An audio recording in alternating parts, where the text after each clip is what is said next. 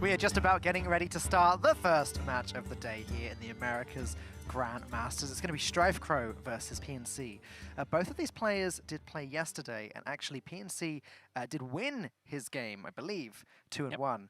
However, StrifeCro lost his game 2-0. So it's that situation again where PNC, he wants to get the second win of the week for a perfect score, and StrifeCro wants to not do the opposite of that. And right, get the make two sure losses. he doesn't start lagging behind in the standings. Yeah. That's not what you want to see. Let's take a look at the decks that the guys are going to be playing in this game. Once again, we've just seen this a few moments ago. It was our decks still talk about it? week. StrifeCro, yeah, talk about this in context against the Mage. Sure. We see one copy of Deadly Shot in StrifeCro's main list. Generally, the standard Beast Hunter lists run one, but a lot of people have been taking in two in fields where they expect a lot of mages or decks that bring a lot of big threats. Other than that, it looks kind of normal. There was one Headhunter's Hatch and one Rat Trap. Some people opt to include these, some people opt to not. Rat Trap, again, can help against Mage. When Mage does those sort of explosive turns, the Rat Trap kind of inhibits that a little bit, or at least punishes the Mage for playing multiple cards in a turn. The Hatch can help deal with like a Tempo Sorcerer's Apprentice or a Cyclone or something like that. Well, and here is PNC's Cyclone Mage deck. There's nothing too exciting or special about that one that I'm spotting anyway, but it looks like game number one is ready to get going. Yeah, see StrifeCro full mulligan, and PNC keeps a Frostbolt, understanding that something like an early Hyena or perhaps an Animal Companion can be dealt with that Frostbolt. So tell me about this matchup, Language Hacker. What do you sort of expect to see happen? So I expect the Hunter from StrifeCro here to play a 1-drop and then a 2-drop, hopefully find a 3-drop and continue. I know it sounds funny, but that early pressure against Mage, we've talked about this a lot, and we've seen in other matchups too when people try to bring very aggressive decks. Just lock out the Mage before the Mage can do those fancy turns and get those huge, like, 40-stat boards. Yep. PNC does have the counter to the Scavenging Hyena, obviously, with the Frostbolt in the hand. It's the one copy in the deck as well. So, so keeping the Frostbolt paid off. Yeah, barring a Ray of Frost, there was I don't think any other way of dealing with this. It's a little bit awkward. It's a little mana inefficient. True, but there's not much else PNC can do this turn anyways. No. He might be considering holding on and then maybe going like Frostbolt Cyclone next turn. Okay. He doesn't have a very spell-heavy hand. Well, spell-heavy in terms of the cheapness. Well, he could still play it and then go Mirror Image, Cyclone next turn. It's not all that much different. True. I would be surprised to see him not play the Frostbolt this turn, but he's going through the motions, thinking, all right, well, first of all, he has 75 seconds, right? Might as well take the time to think about, all right, how are we progressing past this turn? If I Frostbolt, what does next turn look like? What is StrifeCro developing? If StrifeCro plays like an Animal Companion, would PNC rather have the Frostbolt to deal with something like a Huffer at that point, or a Leok, or even a Misha? He's actually going to go to Cyclone turn this turn. I mean, this is the player suggested for next turn. Yeah. More mana efficient, I guess, to do this now. This is really interesting because, like I said, it sets up to deal with an Animal Companion if that was to be StrifeCro's turn 3 play. We see StrifeCro does not have that, but I really like this from PNC, and we saw this yesterday as well from him, where he just played for tempo instead of waiting for those massive explosive turns, understanding that if he waits too long, he might lose that opportunity to win the game. It did set up for a reasonable-ish turn 3 Unleash the Hounds from StrifeCro, though. He can play it, he can trade the Hyena into one of these O2s, trade the 2 of the Hounds into the second, and then put one Hound into the Mana Cyclone in order to buff up the Scavenging. Fair. So the nightmare scenario for PNC here would be StrifeCro having exactly Unleash the Hounds, Coin Timberwolf, because it deals with all 3 minions, buffs the Hyena, kills off the Cyclone, and now there's a board. The Unleash by itself, oh my god, created by Shimmerfly, is not that much of a nuisance because it doesn't get the Hyena too far out of range. Like PNC can't Frostbolt trade, or he can even trade Shooting Star with what he picked off of the Cyclone. But I do like him setting up to clear with something like just a single card Animal Companion instead of playing around something like Unleash and Timberwolf. Well, now Shooting Star is looking beautiful for PNC. Just a little trade into the Hyena. Shooting Star will finish the job.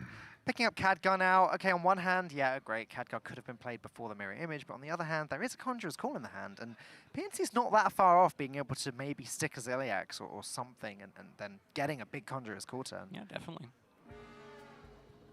PNC could also be considering if he wants to save the Shooting Star, but I think Shooting Star would be difficult to use later on. So I would be surprised to see PNC using a Frostbolt to keep a Mana Cyclone on the board. Okay. Which I think is fine. it sets up for Khadgar Conjurer's Calling next turn, again, just pushing tempo, which is interesting because we've seen a lot of, initially when Mage was being played and people were kind of learning the deck, people were just holding back the resources to go for a Giant plus stuff turn or like a 6-card Mana Cyclone. But again, every turn we're seeing PNC make a very good tempo play and kind of mapping out, all right, what do I have to do next? What is going to be StrifeCro's next couple turns looking like, and how can I kind of prepare myself for that? StrifeCro's got a bit of an awkward hand. The question on my mind is coin Tundra Rhino, and it looks like StrifeCro is going to go with it. A Frostbolt has already been used up. Exactly. It's a 1 of Frostbolt, so StrifeCro knows that the only way to deal with this now is something like double, like using 2 copies of Ray of Frost. Yep. I don't even think Banana Buffoon would be good enough this turn, because it's not quite the mana. So yeah, Ziliax can achieve that, and yeah, that is quite awkward for StrifeCro. It's difficult to imagine PNC going a different route here. His hand is full of nothing. He's going to take this turn nice and slow so that he's not giving away the fact that his hand is full of nothing. Of course. I like StrifeCro playing up the Rhino. I mean, it looks like one of the most obvious things to do just because that's all he can kind of play this turn in terms of tempo, but he could have also started tracking and maybe weave in an Animal Companion or find something else to do, maybe look for that Hatchet or a Rat Trap to fill out the mana. But I believe just throwing out the Rhino when it's the highest chance of it surviving is the way to go.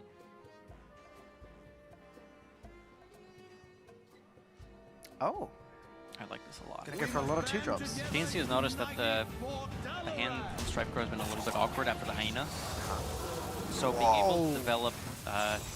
it's funny, PNC is wincing at that, but that's not terrible. It can deal with the Tundra Rhino, it can set up to deal with Unleash the Beast. It's kind of locking StrifeCro out from some of the cards he can play. StrifeCro doesn't have any way in his deck of dealing with those apart from, what, Deadly Shot? So the 1 of Deadly Shot, yeah. Yeah, right. And there's 2 Patient Assassins. And you don't want to be hitting a Patient Assassin with a Deadly Shot. No, you do not. So PNC just has these two Assassinates on the board, ready to go whenever he wants to use them. I wouldn't be wincing at that. I like this a lot from PNC. I was getting a little too tunnel vision on, oh, you have to clear the Rhino. Yes, yeah, so was I. I mean, this is an incredibly powerful tempo play. Even if StrifeCro has something like Dire Frenzy, which PNC could put StrifeCro on having, since the hand has been a tiny bit awkward, I don't think PNC expected a Patient Assassin to pop out, but most of the time, the Rhino will die to the all the 2-mana minions that are summoned from the Conjurer's Calling.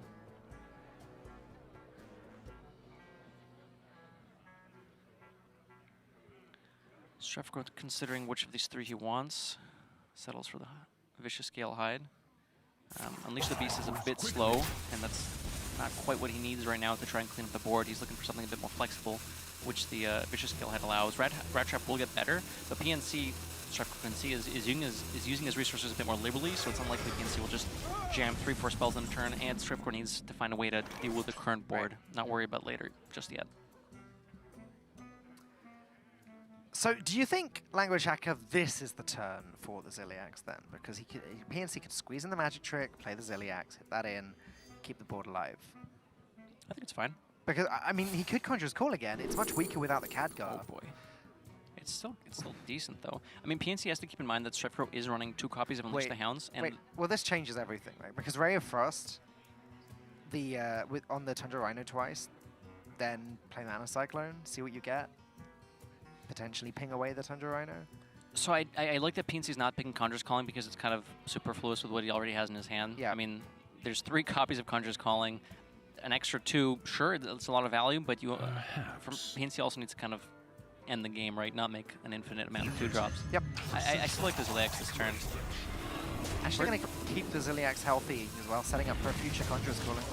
Exactly. So if Ziliax had been traded in there, something like an Unleash the Beast from StrifeCro would have killed off the Ziliax, meaning that Conjurer's Calling can only be used on a 2-mana minion, which is okay, but I think PNC would much rather prefer having 2 5-drops instead of 2 2-drops. StrifeCro can deal with the Ziliax, but it's not pretty. It's like Spring Paw plus Kill Command. Now he can't even do that. Spring Paw plus Timberwolf would do it now, but didn't actually draw the Timberwolf. So actually, now StrifeCro is not looking for that. With the way that this is played out, StrifeCro can't deal with the Ziliax this turn, unless tracking into Tim. No, not even. Yeah, this Ziliax will stick around now. StrifeCro was, like you said, looking for that Timberwolf with the Master's Call, realizing that any plays he makes this turn currently with his hand are not powerful enough to swing the game, so he's taking some time, investing some mana to try and gather some of those cheap resources to pair them together for something like a combo-like turn. I've seen some players describe this deck as kind of combo-y in a sense. So you can have that early aggression, but you can also make some interesting combos where you have Unleash, Timber, plus some other stuff, or like a Dire Frenzy Timber Wolf with some Tundra Rhino. Well, now PNC just has a dominating board and the ability to make it much more dominating. Yes, he can just trade the Raptor or the Stealth Patient Assassin, whichever one he wants, into the Hyena to get rid of it, and just Conjurer's Calling on Ziliax, maybe twice if he's not happy with the result of the first one. Yeah, definitely. Interesting Indeed. And he's still got the Ray of Frost, Mana Cyclone combo a little bit later on to play maybe in conjunction with 1 or 2 more spells to essentially fill up the hand again. The thing is, PNC's on 30 health, so even if he goes super wide with a Conjurer's Calling twice, Unleashed Timberwolf is nowhere near lethal. So, and the minions that are coming out of this Conjurer's Calling are going to be too big for it to deal with efficiently. Yep. So I really like throwing out one Conjurer's Calling here, seeing what happens, and then considering playing the second one, and either trading off the Patient Assassin or Bloodfin Raptor here. That was quite a little stat buff there. Twilight Drake instead. I'm not sure I like this as much, but Twilight Drake does get a little bit weaker later on because of the way PNC is using his resources. Opting to trade in the Patient Assassin there and push the Raptor damage to the face, and that does show us PNC is looking to end this game sooner rather than later. StrifeCro's at 17 health. PNC has quite a lot of stats on board. Yeah, the early tempo from PNC was definitely able to capitalize on the fact that StrifeCro did not have the best early curve. There was a Shimmerfly into Scavenging Hyena, but he kind of fizzled out after that. With no Unleash in hand, unleash the Hounds in hand, or Timberwolf for that matter, StrifeCro's in a very, very difficult spot here. He knows that PNC is not running a lot of direct burst. Frostbolt was the only actual direct damage in PNC's deck. Naturally anyways. So if he does clear out the Greenskin here, for example, he's not dead on board by any means, but he has to try to figure out over the next couple turns how he's going to whittle down this board. Yep. By trading into the Twilight Drake with the links, however, it means that PNC can't ping off the Scale Hide, and Scale Hide will, at least in for StrifeCro's perspective, stick around for another turn. And I like taking the Dire Frenzy now with the tracking in hand and still 2 Master's Calls in deck. The previous Master's Call being used for Mark Shot. The chance of getting a Scale Hide is very high next turn, which will help StrifeCro kind of stabilize. PNC could be looking for lethal here, you know, like Leroy Jenkins, 5-drop. There's Barista. other options. None of these are going to push the lethal yet, but if PNC wants to, he can go for a second Conjurer's Calling. He can play Ray of Frost twice to deal with the Scale Hide, and then Evocation out the Mana Cyclone in order to That's exactly what I want to do. If PNC thought that StrifeCro had Unleash before, he definitely doesn't after last turn.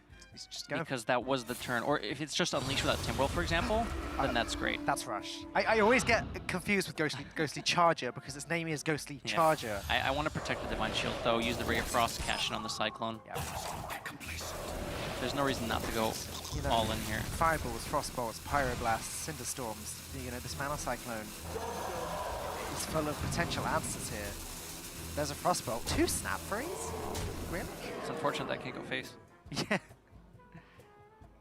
There's the Master's Call we were talking about, StrifeCro playing towards that, but I don't think it's going to be enough. Even with tracking and Master's Call getting a copy of Scale Hide each, that's 8 healing. He can remove 5 damage off the board. That's not enough. 5 damage off the board heals up to 16. There will still be 17 showing on board, plus a ping, which is 18. So there's got to be some other way. I don't think there is, though. How about, okay, let's try something else. How about tracking into a buffed Scale Hide with Kill Command? The Scale Hide lets you clean up a Bloodfin Raptor. The Kill Command lets you kill a War Gear. There's still 14 showing. You heal up to 12. That doesn't do it either. I think this is checkmate. 2 Scale Hide with Timberwolf. Is there any... No, he doesn't have the mana to find a second. Oh, hold on. So with the exactly Timberwolf and Spring Paw pickup, the Scale Hide can clean the 5/5 up.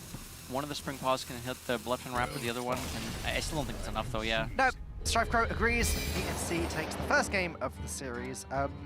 quite convincingly as well. He was able to curve up very nicely, and I think the key play there was, rather than playing the Ziliax in order to deal with the Tundra Rhino, which is, I think, a play like a lot of people would have made, because like myself, and we were both tunnel visioning on it. You're thinking, there's a Tundra Rhino on the board, you got to clear it. But no, PNC saw the lines. He had the hand read that it was a little bit too clunky for his opponent to take advantage of it. And so, yeah, he went with the extra wide Khadgar Conjurers Calling 2-drops board and got quite rewarded with the Patient Assassins as well. Yeah, definitely. Playing out for tempo there is rewarding PNC very heavily. And it's an interesting way to play the deck. Like I said, people before, right? People are playing this sort of combo in the past, and now after people have been testing, just playing stuff out on curve and saying, okay, I need to contest the board because the way I'm losing is early pressure. So if I can combat that early pressure, sure, I'm investing some resources, but that means I can get to that late game where I can do some of the fancier stuff. I mean, in this case, we didn't even get to the late game. PNC was just able to pressure StrifeCro out. Well, StrifeCro has decided that this isn't good enough, and he is going to be moving on to his secondary deck, as you can see there. The key cards, as we've highlighted, Direwolf Alphas being added in. We talked about that briefly yesterday when it was up against the OTK Paladin. This is the more aggressive build. Rat Trap is very good against Cyclone Mage as well, as Cyclone Mage is one of those decks that sort of has to play several cards in one turn. Deadly Shot can assist with that as well, dealing with big minions anyways, and Baited Arrow is A, you can go face, B, you can kill something like a Sorcerer's Apprentice hidden behind mirror images, and it can just be used to finish off a Giant if you're trading a bunch of stuff in. I think it's an interesting tool. All right, let's take another look at PNC's primary deck to remind ourselves what this is up against. The key cards that we've highlighted here in Cyclone Mage, Mana Cyclone, Conjurer's Calling, and Mountain Giant. The name of the game really is to get those Giants out as quickly as possible, cast the Conjurer's Calling on them, and you use Mana Cyclone with a bunch of cheap spells in order to fill the hand up with more random spells. Yeah, definitely. And Conjurer's Calling, as we've seen in this game, can be used on anything else as well, and try to push tempo that way. May not be as powerful as you know, trading a Giant for 2 Giants or a Giant and a Grave Horror, but it can still push a lot of tempo. So very powerful card. So ultimately, Language Hacker, were you surprised with the result of the first game? Would you expect the Hunter to beat the Mage down too quickly? In practice, it's not quite as simple as, oh, the Hunter's going to win this a lot of the time just because it's more aggressive. I feel that the Hunter is usually a little bit favored. However, the way PNC played it out, I think gave him a very strong foothold into the game and let him play on that front foot that we were talking about yesterday. Yeah, that makes sense. It's what we saw. PNC, he has a very distinct style, something that I think a lot of people could learn from with the Mage deck. And again, it's just using that Conjurer's Calling in some pretty unique ways. It's something. It's so easy again to tunnel vision, go in, play the Conjurer's Calling on a Giant, and that's it. That's what you do. You save the Conjurer's Calling for Giant, or an Astromancer, or a 7-drop, or even a Ziliax. But no, playing it on a 2-mana minion works wonders sometimes. Ooh, StrifeCro has quite a plethora of options here. Animal Companion is definitely something you want early on against mages. It can. Oh, I like this a lot from StrifeCro. Keeping 2 deadly shots might be a bit too much. Keeping 1 is nice if PNC happens to go for the risky, just single Giant play. The Animal Companion is one of the only 3-mana things that StrifeCro can do to develop onto the board, and all 3 can be very powerful depending on the situation. And there are a lot of 1-drops in the deck, so I think StrifeCro is kind of fine in saying, okay, maybe I draw 1-drop in the next one turn. If not, whatever. I can always coin out an Animal Companion if I need to. Yeah. PNC deciding how many of these card generators, and by Arcane Intellect and Banana Buffoon he wants to keep, and because of those 2 cards, if he wants to keep the Giant.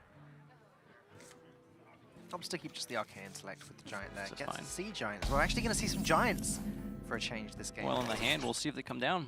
Yeah, there's a Banana Buffoon back again. So PNC, he's going to have to take it a little bit slowly, but he should be able to get that Mountain Giant down. Turn 5, perhaps? Yeah, by turn 5. On the other side, though, StrifeCro, I mean, Rat Trap into Companion into Life Drinker. Rat Trap is the only secret in the deck, so PNC will know exactly what it is. It might even... So, we've seen players do this occasionally in the past. What if StrifeCro were to coin out the Animal Companion and then play the Rat Trap?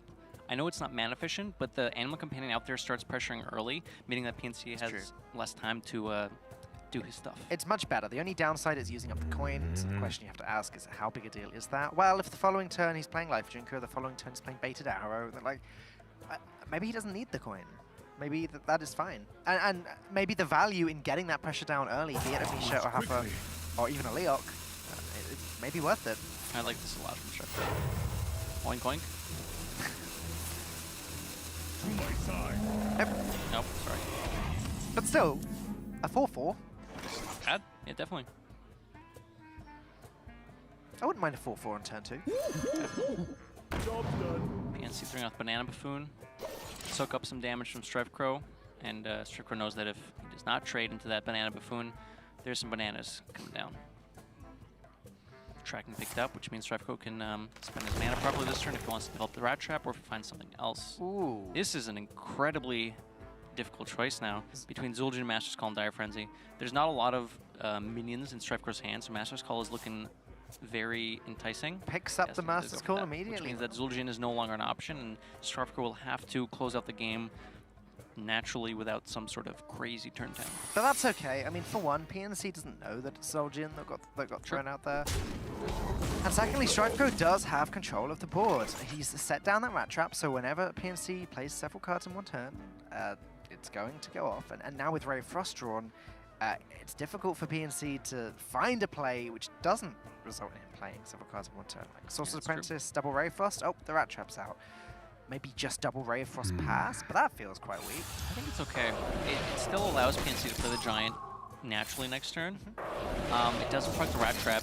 It also denies any Dire Frenzy if that's in the hand. Again, PNC saw that StrifeCro went Coin Animal Companion and then went Tracking, which means that there's no double Animal Companion and there wasn't a Master's Call played on 3. Right. So he recognized that StrifeCro didn't have, or I imagine he recognized that StrifeCro didn't have, again, that crazy 1, 2, 3, etc. start. So dealing with these minions means that it rules out Dire Frenzy as a potential way to continue pressure. Life Drinker doesn't do all that much up against Giants, although PNC taking it a little bit more slowly than that. Yeah, I like this. It sets up for the turn 6 Giant Conj that we've been talking about. Yep. And again, Deciding if pinging the Life Drinker ever does anything. I don't think it does. the Life Drinker just isn't enough of a threat to be worried about it right now. Okay, StrifeCro probably going to play out a... Consider playing out a Direwolf, or the Shimmerfly here to set up for the Direwolf, or even the Scavenging Hyena. Okay, so how important is the extra damage now? It's one extra damage, not that important, but you get the 2/2 body as well. I like the Hyena. I like the Hyena. It sets up to be able to deal with the Giant Conj next turn. Yes, it also sets up for the Direwolf next turn, and just more of a threat, right? Like, leaving a Hyena alive is kind of scary. Good, and now StrifeCro can deal with this. The Direwolf will buff the Life Drinker up to... Does that change things? I don't think it changes things. I think it doesn't change too much. Actually, that does change things. This means StrifeCro can play Timberwolf instead of Direwolf, still clear both minions with a Deadly Shot, but that means that the Scavenging Hyena in his hand can also be... Alternatively, Jeff, just kill command it, trade the Life Drinker in, get a 4/3 Hyena. I'm not sure if I like this more than developing the Timberwolf. StrifeCro can save the Timberwolf Direwolf now for Unleash, but the problem is StrifeCro doesn't have that in his hand. I would have liked being a bit more aggressive by playing the Scavenging Hyena Timberwolf Deadly Shot last turn, because you still clear both things. Okay. But then you have, I guess it's not that different, because then you have the Hyena Timberwolf left on board. Well, now dealing with either of these threats is quite difficult. StrifeCro could go Direwolf, trade Baited Arrow to finish the job, but it wouldn't get the overkill effect. Yeah. Actually, I think using the kill command last turn was better, now that I think about it. It's hard to use kill command. I mean, obviously you can use it to just kill your opponent, but yeah, that's when helpful. You're struggling to fight for board, as StrifeCro has been, it's better to keep the board clear, and using kill command as a removal tool there is, I think, fine. As opposed to the other play, which just leaves him in a similar state on board. So with the second Giant picked up, PNC did go for the Conscious Calling, and StrifeCro's getting a sense of deja vu here, like, wait, didn't this just happen? There is no way to clear both. So StrifeCro has to consider how much he wants to, or how to develop enough of a board to, potentially kill one. Oh, wow. Oh, I like this play. Yeah, buffs the Hyena, it creates a big board of his own. It's not big enough to contest this properly, but it's better than nothing. And he can afford to take the 15 damage next turn. So StrifeCro knows that there's no way to clear both of these, so he's building up these... Is there another Conj in hand? No, there's not. There isn't. I was going to say, oh my god. No, Strife knows there isn't another Conj in hand. If there was, this would be a disaster, especially with the Khadgar pickup. But ultimately, PNC can deal with these minions. He's got Frost Nova if he just wants to freeze them and go face. This is getting into a really rough position for StrifeCro. Yeah, definitely. What I wanted to say was that StrifeCro was setting up for a board where he could potentially clear if he picks up something like Unleash the Hounds or Tracking that'll let him come back, because he knows he's really behind right now and needs to find some way to be able to come back, and the only way to do that is to set up for a big Unleash turn. Interesting. Or perhaps finding a second Deadly Shot if PNC decides not to double trade.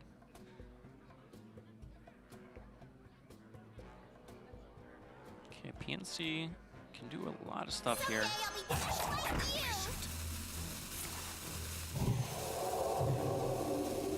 Okay, setting up to proc the Rat Trap, throwing up the Frost Nova, weaving in a Mana Cyclone, seeing what happens there. This is just complete lockdown. That Snap Freeze is not bad. Cone of Cold as well. Oh, yeah, I like the PNC gun that Snap Freeze. It looked like he was considering whether or not he wants to use it, but I think it's just perfect.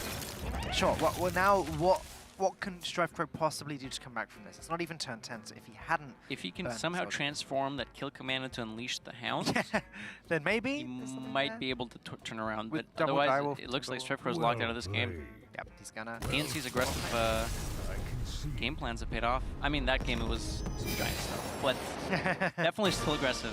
Yeah.